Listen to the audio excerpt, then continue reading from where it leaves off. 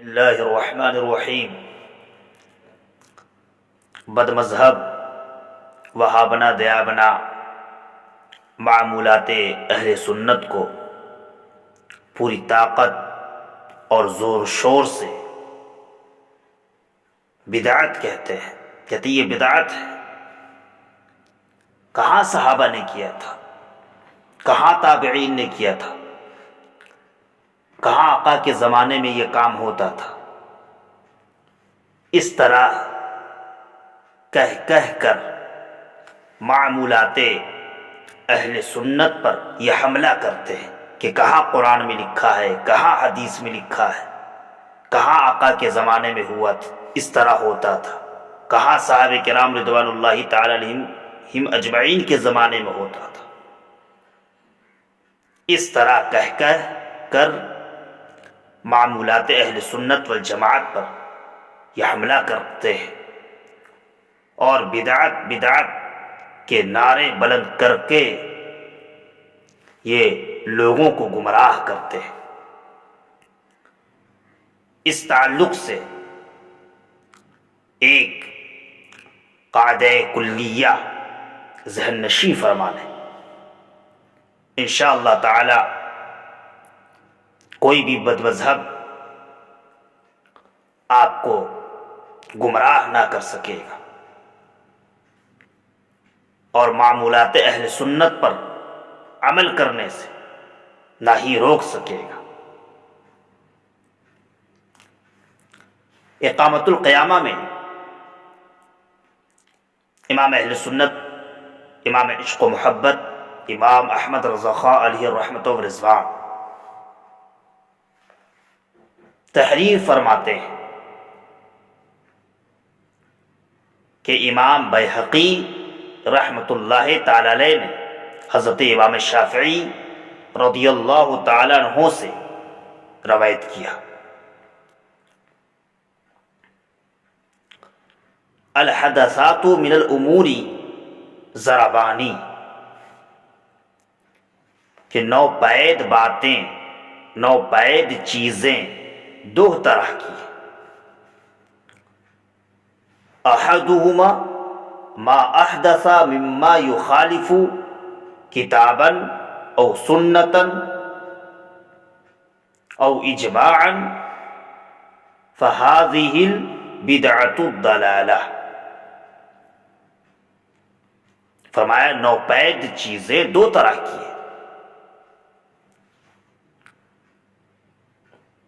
ایک تو وہ ہے جو قرآن، حدیث یا اجماع کے خلاف نکالی گئی ہو، یعنی کسی نہ کسی قرآنی آیت کے خلاف ہو یا کسی نہ کسی حدیث کے خلاف ہو یا اجماع کے خلاف ہو۔ تو امام بیہقی فرماتے ہیں، حضرت امام شافعی رضی اللہ تعالی عنہ سے روایت کرتے ہوئے، کہ اس طرح کی بدعت، اس طرح کی نوپید باتیں، اس طرح کی نوپید چیزیں بدعت و گمراہی ہیں۔ اور پھر آگے فرماتے ہیں وَالثَّانِي مَا أَحْدَثَ مِنَ الْخَيْرِ وَلَا خِلَافَ فِيهِ وَهُمْ غَيْرُ مَذْمُومَةٍ، اور دوسری اچھی باتیں جو نکالی جائیں اور وہ قرآن، حدیث یا اجماع کے خلاف نہ ہو، یعنی کسی قرآنی آیت کے خلاف نہ ہو، کسی حدیث کے خلاف نہ ہو، تو وہ بری نہیں ہے۔ یعنی قرآن کے خلاف ہو، حدیث کے خلاف ہو یا اجماع کے خلاف ہو تو یہ گمراہی ہے، یہ بدعت ضلالہ ہے۔ لیکن اگر قرآن، حدیث یا اجماع کے خلاف نہ ہو تو وہ گمراہی نہیں ہے، وہ بدعت بری نہیں ہے، بلکہ اگر نیت خیر کے ساتھ اس کو کرے گا تو اللہ تبارک و تعالیٰ اسے ثواب بھی عطا فرمائے گا۔ علامہ ابن حجر عسقلانی رحمۃ اللہ تعالی علیہ فتح الباری شرح بخاری میں فرماتے ہیں والبدعة ان كانت مما تندرج تحت مستحسن فهي حسنة وان كانت تندرج تحت مستقبح فهي مستقبحة وإلا فمن قسم المباح۔ علامہ ابن حجر عسقلانی رحمۃ اللہ تعالی علیہ فرماتے ہیں بدعت اگر کسی ایسی چیز کے نیچے داخل ہو کہ جس کی خوبی، جس کی اچھائی شرع سے ثابت ہو تو وہ بدعت اچھی ہے، اور اگر کسی ایسی چیز کے نیچے داخل ہو جس کی برائی شرع سے ثابت ہو تو وہ بری ہے، اور جو ان دونوں میں سے کسی سے نہ ہو، یعنی نہ ہی اس کی خوبی شرع سے ثابت ہو اور نہ ہی اس کی برائی شرع سے ثابت ہو، تو وہ مباح کی قسم سے ہے۔ اور اسی طرح سے سدھا اکابر نے تصریح فرمائی ہے، اور آپ محدثین، فقہا، محققین، مفسرین کے اعمال صالحہ پر اگر غور کریں گے تو آپ کو معلوم ہوگا کہ یہی اصل میزان ہے، یعنی اگر قرآن، حدیث یا اجماع کے خلاف ہو تو وہ بدعت بری، اور خلاف نہ ہو تو اچھی۔ مثال کے طور پر علامہ قاضی عیاض رحمۃ اللہ تعالی علیہ شفا شریف میں تحریر فرماتے ہیں حضرت امام مالک بن انس رضی اللہ تعالیٰ عنہ سے متعلق کہ جب آپ کی بارگاہ میں کوئی علم حاصل کرنے والا آتا تو خادم جا کر اس سے پوچھتا کہ تم حضرت کے پاس کیا سیکھنے آئے ہو، کیا پڑھنے آئے ہو، حدیث پڑھنے آئے ہو یا فقہ پڑھنے آئے ہو۔ اگر آنے والا شخص کہتا فقہ پڑھنے آیا ہو تو حضرت امام مالک رضی اللہ تعالیٰ عنہ تک خبر پہنچتی، آپ تشریف لے آتے اور فقہ پڑھا دیتے۔ اور اگر وہ شخص کہتا کہ مجھے حدیث پڑھنی ہے اور آپ تک خبر پہنچائی جاتی کہ کوئی شخص حدیث پڑھنے کے لیے آپ کے پاس آیا ہے تو آپ رضی اللہ تعالیٰ عنہ پہلے غسل فرماتے، خوشبو لگاتے، نئے کپڑے پہنتے، عمامہ شریف باندھتے، چادر مبارک سر پر رکھتے، اور یہیں تک نہیں بلکہ آپ رضی اللہ تعالیٰ عنہ کے لیے ایک تخت مثل تخت عروس بچھایا جاتا، دلہن کی تخت کی طرح ایک تخت بچھایا جاتا، پھر آپ اس پر تشریف فرما ہوتے اور پھر حدیث شریف پڑھاتے۔ آپ رضی اللہ تعالیٰ عنہ سے اس کی وجہ پوچھی گئی کہ حضور آپ ایسا کیوں کرتے ہیں، آپ اتنا اہتمام کیوں فرماتے ہیں حدیث شریف پڑھانے کے لیے، غسل کرتے ہیں، خوشبو لگاتے ہیں، صاف ستھرے کپڑے پہنتے ہیں، عمامہ شریف باندھتے ہیں، حضور آپ ایسا کیوں فرماتے ہیں؟ تو حضرت امام مالک رضی اللہ تعالیٰ عنہ نے فرمایا میں محبوب رکھتا ہوں، مجھے یہ چیز محبوب ہے کہ رسول پاک صلی اللہ علیہ وسلم کی حدیث کی تعظیم کروں۔ میں پوچھنا چاہتا ہوں ان لوگوں سے جو اعتراض کرتے ہیں معمولات اہل سنت پر، یہ کہاں لکھا ہوا ہے، یہ کہاں حدیث میں ہے، کہاں صحابہ کے زمانے میں تھا، کہاں آقا علیہ السلام کے زمانے میں تھا؟